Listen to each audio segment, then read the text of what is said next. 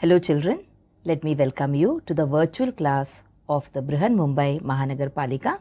My name is Shraddha teacher. Children, we are in the middle of this COVID-19 pandemic, and because of that we are not able to go to school, but that doesn't mean we are going to stop learning. So we are going to do many lessons which are very interesting from your textbook through the virtual class here. So let us do a lesson in English today. So children, let us come back to the lesson in standard 7th English that we started yesterday. So do you remember which lesson or which video we saw just recently? So yes, it was lesson number 4.3 from your English textbook, and the name of the lesson is The Red-Headed League, and today we are going to see part 2 of this lesson.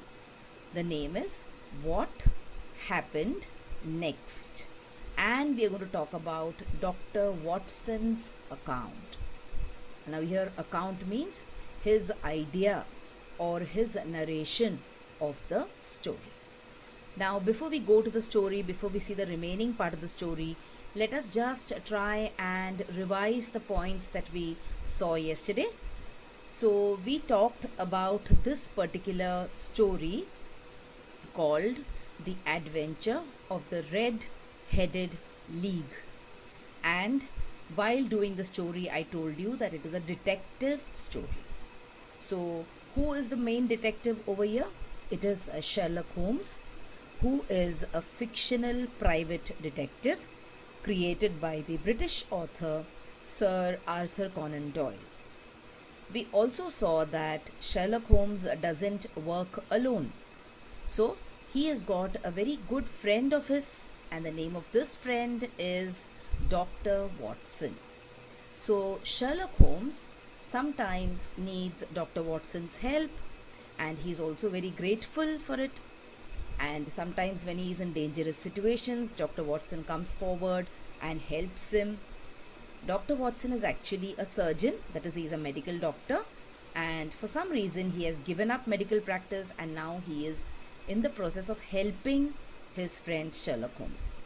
Okay, and most of Holmes's stories are presented by Dr. Watson. So you will see here also in this particular part of the story, we are going to talk about Dr. Watson's account, and Dr. Watson will give us a entire picture or a clear picture of how Sherlock Holmes went ahead and solved the mystery.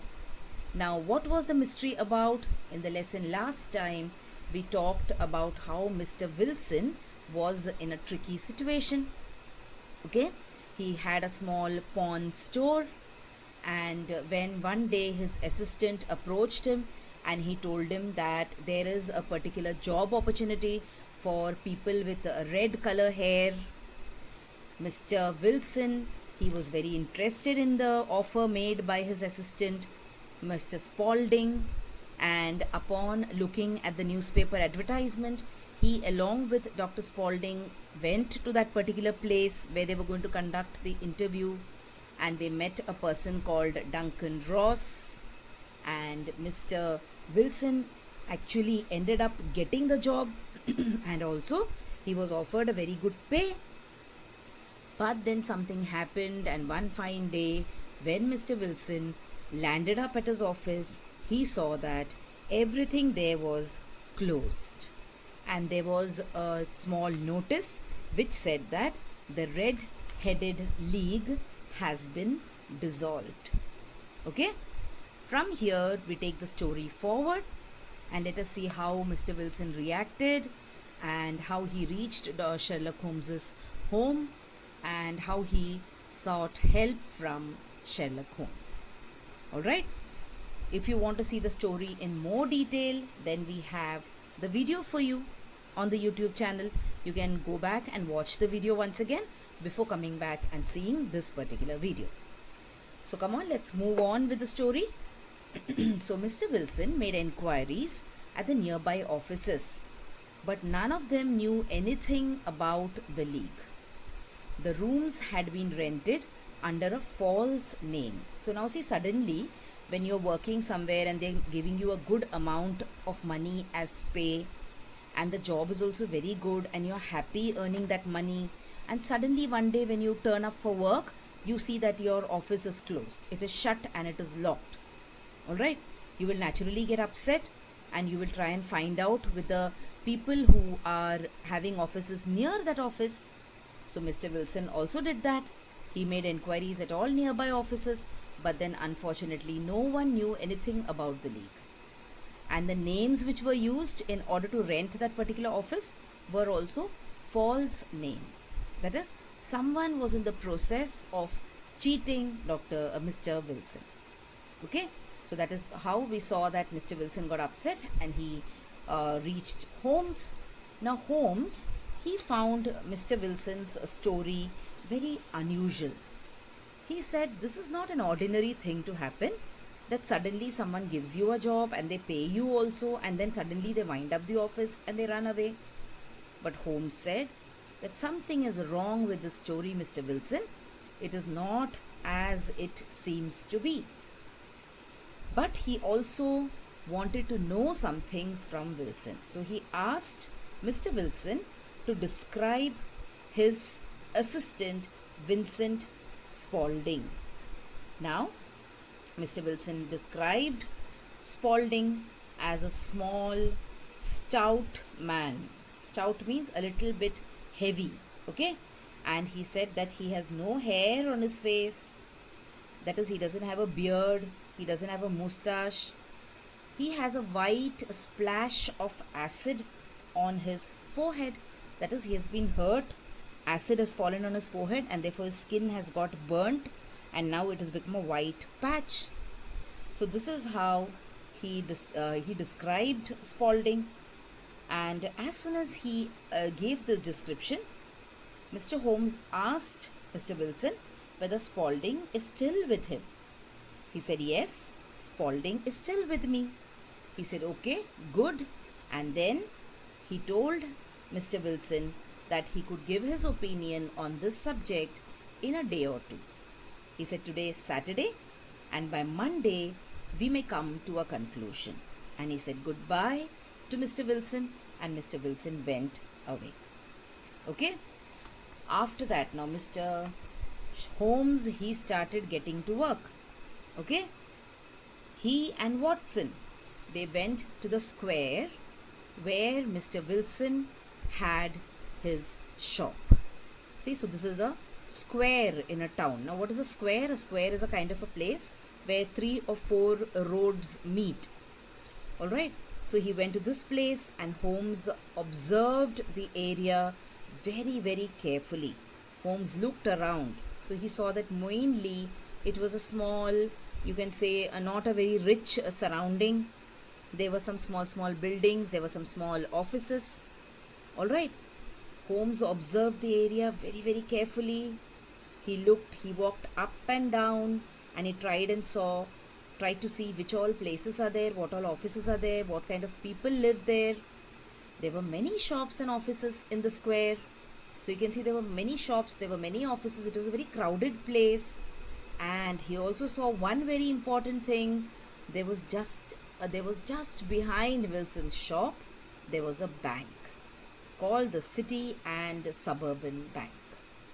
Okay, so as soon as Mr. Sherlock Holmes, he saw the bank, his mind started working. And he said, what did he do? He started thumping on the pavement outside the shop of Mr. Wilson. He went to the shop and he spent some time outside the shop. Okay, and the pavement means a small road which is there attached to the shop.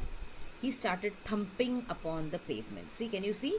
He's using his cane and he's trying to thump upon the pavement.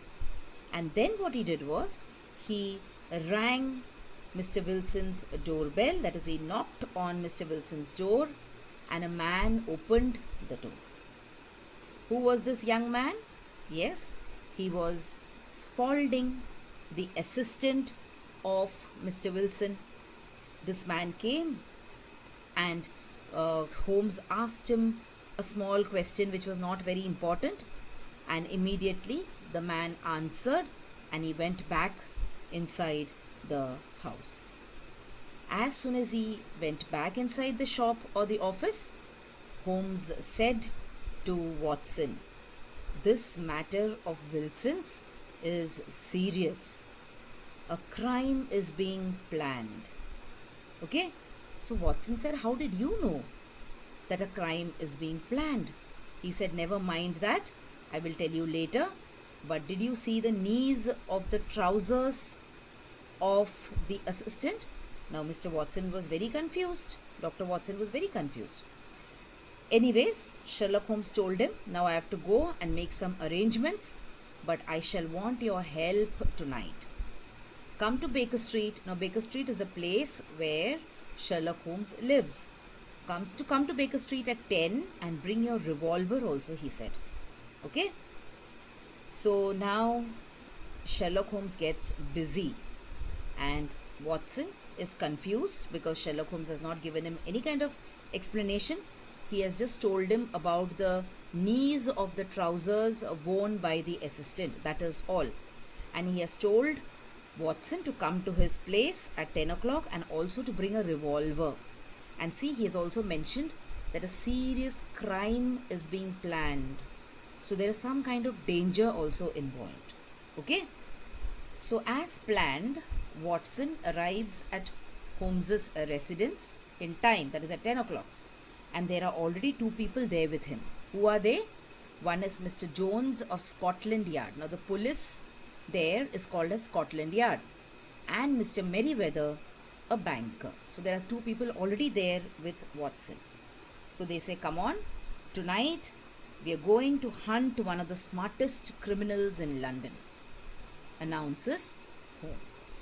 So they get into a carriage and they reach the place, that is, they reach the place where Mr. Wilson's office is there, three of them, and they enter a particular narrow passage and they enter a building.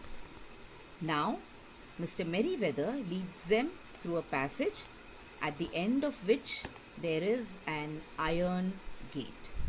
And then they open the gate and they go down some stone steps that lead them to a dark, earth-smelling passage and into a huge cellar.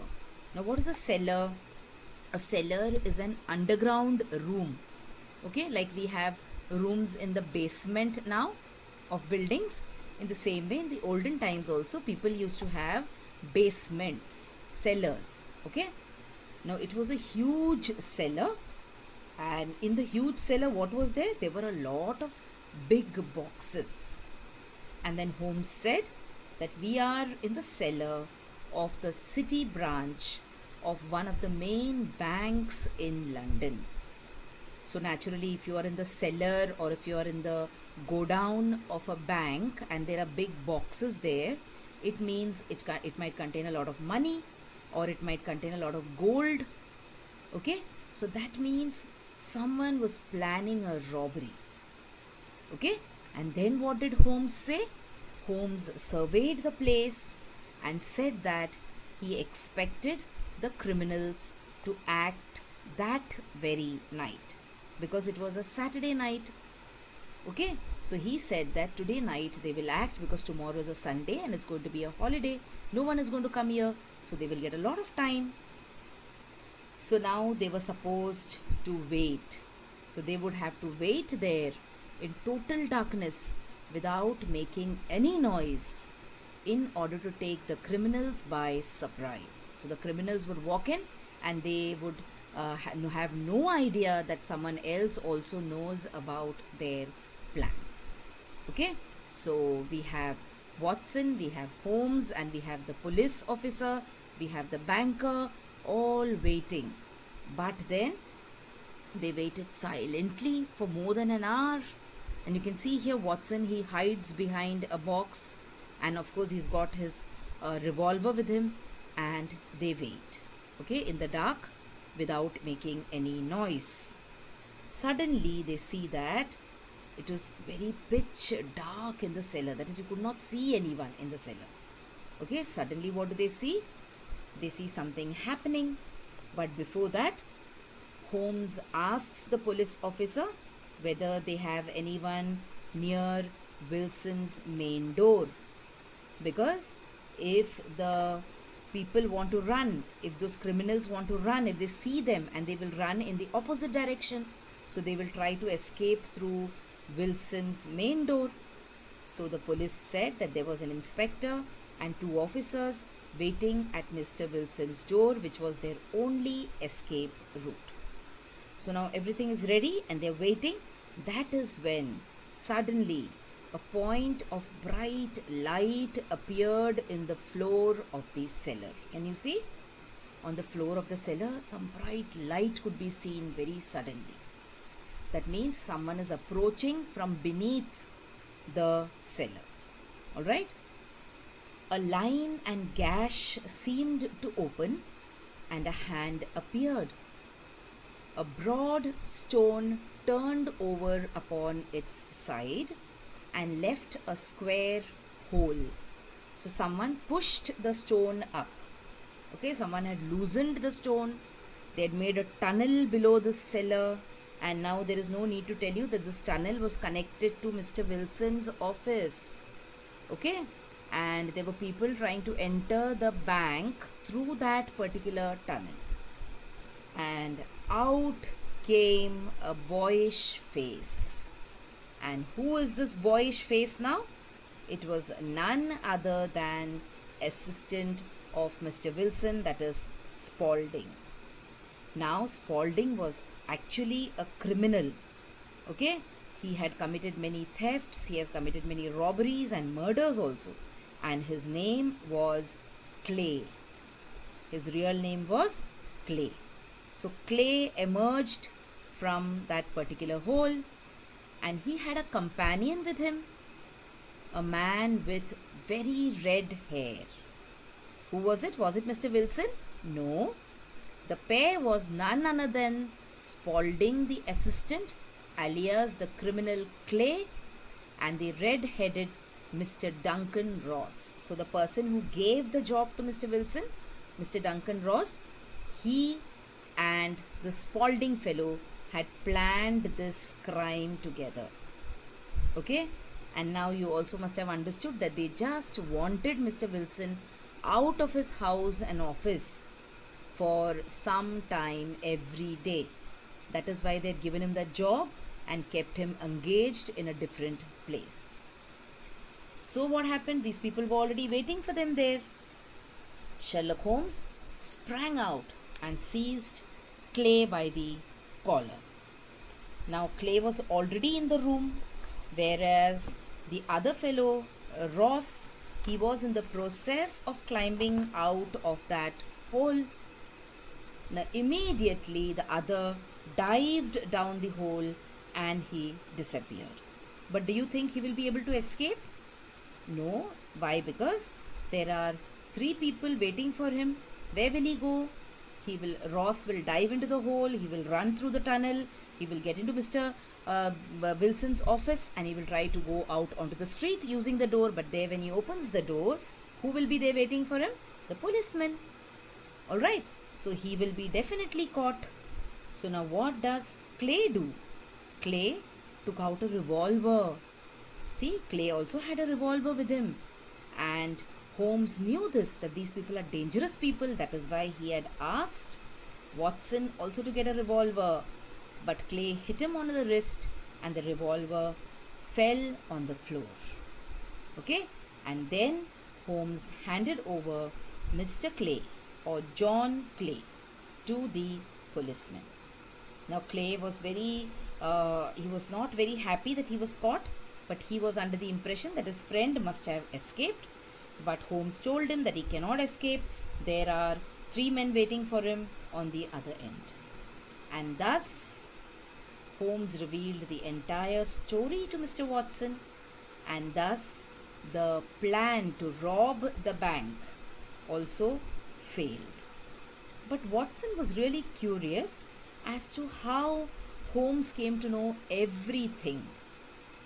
How did Holmes arrive at the conclusion? So Holmes explains the entire story to Watson about how he guessed right that the red-headed league was a very clever idea. Okay, they just wanted Mr. Wilson to be absent from his home so that Clay and Ross could dig an underground tunnel from Mr. Wilson's house to the bank, so that they would be able to enter the bank, steal the gold and the money, and without breaking the doors of the bank also, and they would be able to run away with all that money. Okay, and then Watson asks him that, how did you know that it was going to be a very, very serious crime? See, so Clay and his red-headed companion, what did they want to do? They wanted to dig an underground tunnel from Mr. Wilson's house to the bank, and they did it. Okay, when Clay answered the bell, the knees of his trousers were wrinkled and stained. So that confirmed Holmes' suspicion that he was digging a tunnel. And that is when he decided that he should act fast, otherwise the crime, and a very serious crime, robbing a bank, is going to be a very serious crime, because people keep their hard-earned earnings there in the bank. Okay, so this crime would be committed. That is why he set to work. He called the police people, he called the bank people, he took Mr. Watson's help, and the crime was solved. And what did Watson have to say to this?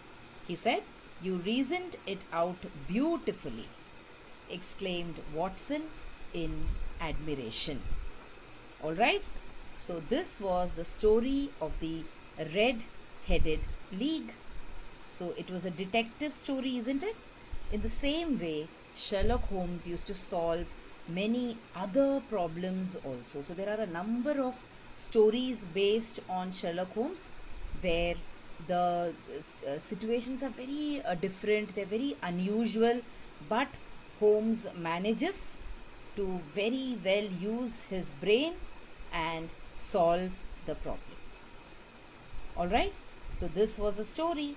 So now we do some lessons, we do some exercises also after the story. So come on, let's go to the language study part, and we do the first exercise here, where from the passage we have to find out adverbs that end with ly, and you also have to find the adjective in each of the adverbs. So you find an adverb. An adverb is what? An adverb is something which gives you more information about the verb. And what is an adjective? An adjective is something which gives you more information about the noun. Okay, so you have to find out the adverb, search for it, and then find out the adjective hidden in that adverb. Okay, so this will be a small exercise based on adverb as well as adjective. So come on, let's get started. But before that, I would always ask you to pause the video here when such a question comes up. Try to find out the answer yourself and then come back and check the answers which I have given you. So the first adverb which I found is silently. And which is the adjective? It is silent. Okay. Then you have carefully. So someone works carefully. So see, carefully tells you about the manner in which someone works. Now work is a verb. Okay. And what is the adjective hidden here? It is careful. Then you have quickly. Alright. The manner in which you work again. And what is the adjective? It is quick.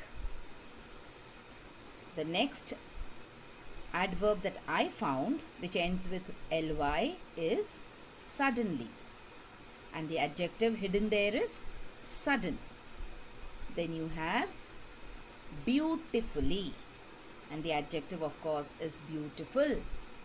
And the last one which I found was frankly. And the adjective is frank. Now you might find many other adverbs also in the story. Okay. So now let me give you a small assignment over here now. So you try and find at least 5 adverbs and the adjectives in them from the textbook. Okay. I'm not limiting you to just one lesson itself, but you can use the entire textbook, all the lessons in this textbook. So this is one small exercise. Now we have another very interesting language study exercise based on words, that is based on vocabulary. So let's see what that is.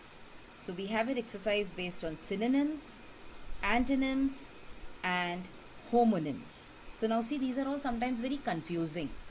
Synonyms and antonyms, of course, we know, but then there are homonyms, there are homophones, there are homographs, okay, which could confuse us sometimes. So let us take a look at what are synonyms, what are antonyms and what are homonyms in this particular lesson. So we'll start one at a time and let us look at synonyms first. So what are synonyms? Words that have the same meaning are synonyms. For example, see, we say children or we say kids, it means the same. You say present or you say gift, it means the same. Alright, so this is what is called as synonyms. Let us move on and let us look at a number of examples. So remember children, how can you learn a concept in English? Grammar especially or vocabulary. You can learn a concept by looking at a number of examples. So the more examples you see, the more the idea will be clear to you.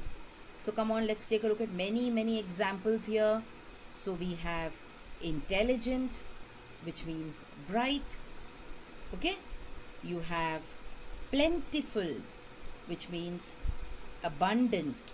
So plentiful and abundant means the same. So see here, we can say there are a plenty of fish in this pond, or you can say there is an abundant number of fish in this pond. Meaning will be the same. Let us look at some more words. So push and shove. So you push someone means you use your hands in order to move someone, and you shove someone also means you take your hand and you move someone ahead or behind. So that is push and shove are synonyms. Then you have sprint and run, which are synonyms. But remember, we don't use shove as a word too many times. We don't use sprint as a word too many times. We always say push, we say run, because these are the common words. Okay. Then you have speak and talk, which are synonyms of each other. And then you have sniff and smell, which are again synonyms of each other. Okay. And here we have a whole lot of synonyms for you. So you can pause the video here and at leisure you can read all these words. So you have angry, mad, admit, confess, answer, reply, approximately, about, ask, request. So these are just a few, okay? You will find many more synonyms if you pick up the dictionary. Alright? Because synonyms, in a way, it means meanings or similar words. So you can pause the video here and read all of them, because the more examples you see, the more your knowledge will get better. Okay? So this was about synonyms. Now the next one is antonym. So what is the meaning of antonym? It is just the opposite of synonym. A word opposite in meaning to the other is called as an antonym. For example, you have day and night. So day is when the sun is out in the sky and everything is bright, and night is when the sun sets and then everything is dark. So day and night are antonyms of each other. Let us look at some more antonyms now. So you have clean and dirty. Okay, someone is clean and the opposite idea is someone is dirty. Then you have strong, weak. Okay, then you have young, old, laugh, cry. So these are all examples of antonyms, and then here we have a whole lot of examples where you can read them aram se, and you will be able to understand. You will be exposed to a number of examples. So you have bad, good, beautiful, ugly, before, after, begin, end, bent, straight. So simply pause the video here and read all these words. Okay? So we move on to the last point that we have in this language study, that is homonyms. Now what are homonyms? Now the first thing you see is a picture of two objects.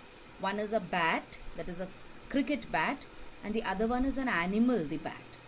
So words that have the same sound. So see, I said bat for both. Cricket bat, animal bat. So they have the same sound and same spelling as well. See, bat bat, bat bat. But the meaning is different. Homonyms. Homo means same. So sound and spelling is the same, but meaning is different. Okay? Let us look at some examples also, and then we will look at some example sentences also. So here we have saw and saw. So the first saw is an equipment which you use in order to cut wood. And the next saw is the opposite of see. See, saw. Okay? Then you have leaves and leaves. So one leaves is the plural of leaf, which is part of a tree. The other leaves is she leaves the room angrily. So she goes out of the room. Leaves. Both of them are what? They are homonyms. Same spelling, same sound, different meaning. Then you have scales and scales. So one scale is the scale which you find, the thick skin of the fish. Okay? The skin on the body of the fish is called as a scale. And then you have the weighing scale. You must have seen these kind of scales now are seen only at grocers' shops, or you see them sometimes in the goldsmith's shop also. So scales. Then you have band and band. So one band is the musical band and the other band is the hair band. Okay? Then bark and bark. So one bark is the sound made by the dog, and the other bark is a part of the tree. The trunk of the tree is called as the bark of the tree also sometimes. Then you have well and well. So one well is a state of being. I'm feeling well now. That means I'm feeling good. And the other well is a kind of a place from where you draw water. It is a source of water. Okay, children, so these are all the examples. Now let's take a quick look at some example sentences. So I can play football. So here I have another sentence with can. I bought a soda can. Now see, both of them are can, can. But then the first can means ability to do something. So I'm able to play football. And the second can is a can of soda. Alright, let's take one more example. The last one for today. This is my favorite book. So here book is an object which you read. And I booked a room. So it is a process where you check in into a hotel and pay money and you book a room. Alright, children. So this was the grammar and the language study that we had for today. So now your homework is you collect at least 50 synonyms, antonyms and homonyms. Okay, that is one more assignment for you for today. So what did we see today? We saw the second part of the story, the red-headed leak, which was called as What Happened Next, Dr. Watson's account. And we saw how the story came to an end, and thankfully there was no crime which was committed because of the intelligence and because of the foresight of Holmes, Sherlock Holmes, and also the way in which Dr. Watson helped him. And finally we saw some exercises in especially in vocabulary. Okay, so that is all for now, children. Thank you so much. So children, now you have watched the video. So after you watch the video now, you will have to complete a few simple tasks. Now you might have watched the video on your computers or your laptops or your mobile phones. Now after you watch the video, what will you do? You will please go to the description box which is given below the video. So what is the description box? See, the description box looks like this. Alright, and after you go to the description box, you will see that there are a few questions there. Now what are these questions about? These questions are about the lesson that we just learned or the video that you just watched. So what will you do? You will think back properly about the lesson and you will try and answer these questions and note down the answers in your notebook if you want. Okay? After that, we have another task waiting. You will also click on the link which you will find in the description box to fill up the Google form. So now what is the Google form, children? It is nothing but a simple form. There are a few simple questions there about the video which you just saw and also about yourself. So these are the tasks now that you will have to complete after you watch each video.